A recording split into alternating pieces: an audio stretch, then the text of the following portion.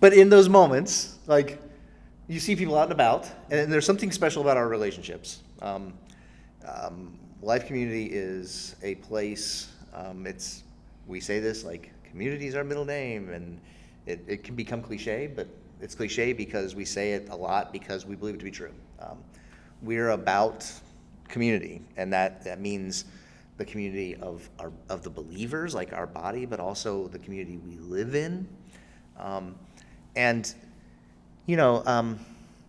I guess I would just say from the very beginning of my experience here, there was a commitment to be rooted, like, outdoors, not necessarily like outdoors, but like, not, the church was not the gathering moment where everyone came together, but the church was the body that went out, and it moved in our community. And sort of the last kind of thing we're saying about, I didn't expect to find this in church, but maybe we would say at this moment, well, you ought to have, because it's on the sign outside. Maybe I should have seen it in ways that I didn't. But Life Community Church is a place that won't let you live alone. And I'm an introvert. Like, the idea of just being alone is appealing to me, and mix that with a healthy dose of selfish, sinful pride, and I want to be left alone because then I can keep protection up. But we're just a place that just says, like, no, that we're gonna pester you until you connect or go or leave. Like when I think about over 20 plus years around Life Community, I think probably the thing that I hear most from people who are former LCCers is this idea of like, gosh, you just wouldn't stop with the cell group thing. Like, you just wouldn't stop with community and koinonia. And I want to go, like, guilty. You know what I mean? Like, we're going to be overt about this, that if you're trying to do this alone, if you're trying to just do self-help, we're not into that, and you won't find it here. We're going to do this together.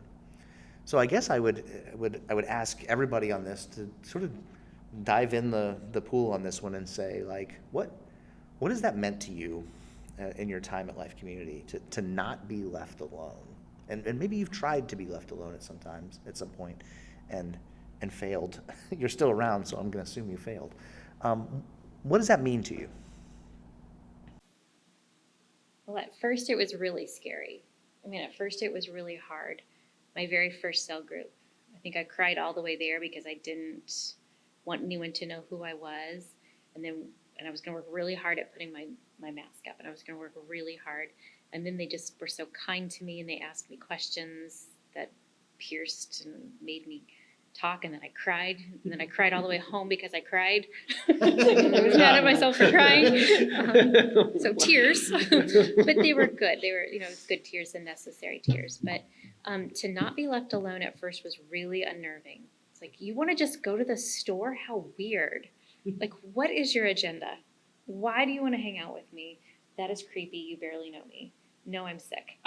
So putting up some guards, but just to be lovingly pursued little bit by little bit, chipping away. And to this day, there are people that still do that because they're learning my tricks. How I can keep people at a certain distance. I worked really hard at having Teflon. Nothing can stick to me. You can't get to me. But little by little, no, Rach, your tells are coming out. Let me get to the heart of you.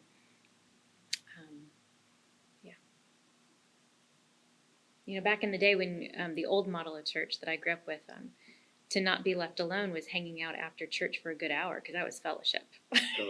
Fellowship was like, oof, we stayed out in the lobby till 12:30, and then some of us went to lunch together. That's church. And I'm like, wow, you do this through the week. Cool. Somebody else, what's it meant to you to sort of not be left alone? And it's let's be honest, it's a nuisance sometimes. I think that if you have a person who willingly is putting themselves in a position where they're going to go to someone else's house and engage in a conversation around heart level stuff that that in itself is such a unique and important thing. You don't want to waste it, and I think it is such a cool thing to be pursued. I think there's sometimes that I'm in a group and like it's okay if you're in a group and someone you can just tell that they're kind of like they just want to be left alone, and that's okay. But sometimes it just takes a little bit of a nudge, and I know that like when to be drawn out by somebody, just through questions and caring and stuff like that, it's such a like even though like my guard is up and I don't want to, but at the end I'm like. That kind of surgery needs to happen, but it doesn't happen unless somebody is lovingly applying the scalpel or whatever you want to call it, but it's just so hard, but it's such a great thing to see when people are pursuing and drawing somebody out just through questions and just loving on them and and to see just sort of God work not just in the person being pursued, but to see him working in like the whole, just the group, to see him working in the pursuer and the pursued. I know I'm speaking like generalities, but I've been pursued, and it's just such a it's transformational. It absolutely.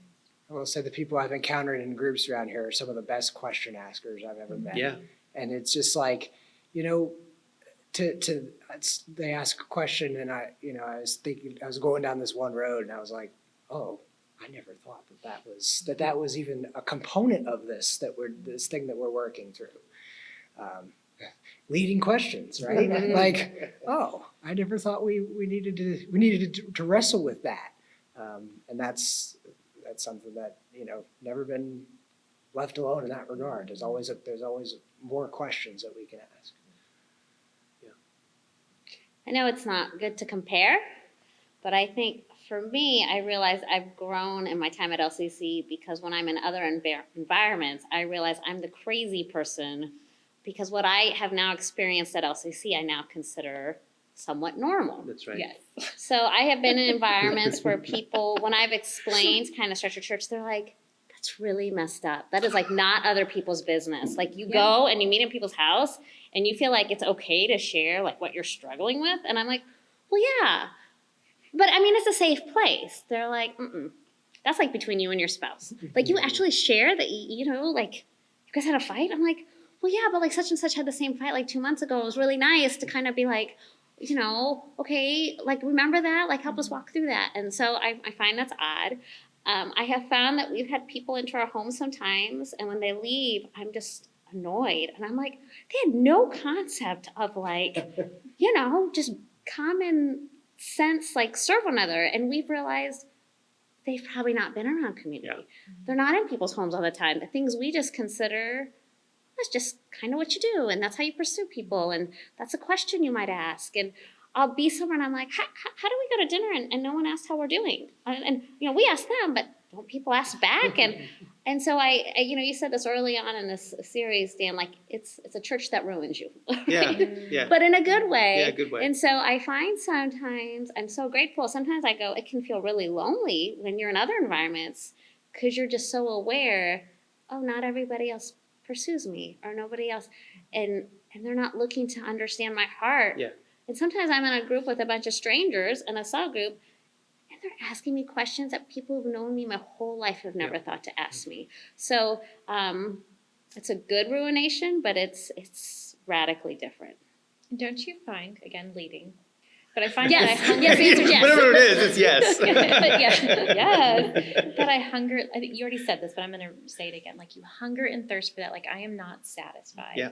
I cannot be in another small group where we don't go deep. And I find myself getting very impatient. Yeah. Because I realized that was a hunger I had and a need I had, and I'm not satisfied with superficial anymore. Because I can talk about superficial things all day long, and I can fake it till you make it. But I also am learning that I hate superficial, and that I can go to the grocery store and be like, "That's great and all, but how are you really doing?" Because I can't talk like that anymore. Yeah. boring to me, and I'm ready to get to the nitty gritty, and I drive people nuts. And I think the challenge I have is, being being veterans, of this, is to try to like go into the group and allow God to let that happen too. To not try to force it, and to take a position of grace. Not because I've achieved some higher level of like whatever, like being able to pursue somebody, but like because it is cool when you do see someone in your group who tends to be a quipper, not an equipper, but they throw quips out, right? They're a quipper, or they kind of have anecdotes, or they can relate. But then when you see that kind of something happens, and instead they become a pursuer, and they start like asking questions, and you're like, whoa, like that's really cool to see that happen in someone's life. And so just allow. I got in trouble early on because, like early on, I'm out of college and I'm like, this is what it's all about, man. And I'm like trying to force it to happen. And you can't, it's like transformation. It's the very beginning. It's taking the long view of this and realizing that not everyone's going to do it at that pace or in the same way that you do it or not.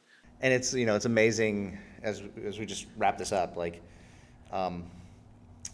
even just the affinity that we have talking and the openness that we have with our lives, I think is a reflection of the brushes we've had with community. And having said that, it's not to say that I've arrived. We still keep that the first things first where we started this whole journey, like the long view, and I'm still capable of crawling up in my shell and saying, I'm just gonna keep this part of my life to myself. I'm just gonna conceal that because I don't want anybody to see it. And so, yeah, it's been a great journey, and thank you all for talking through these things with us. And it's the church we didn't know we were looking for, right? Thanks.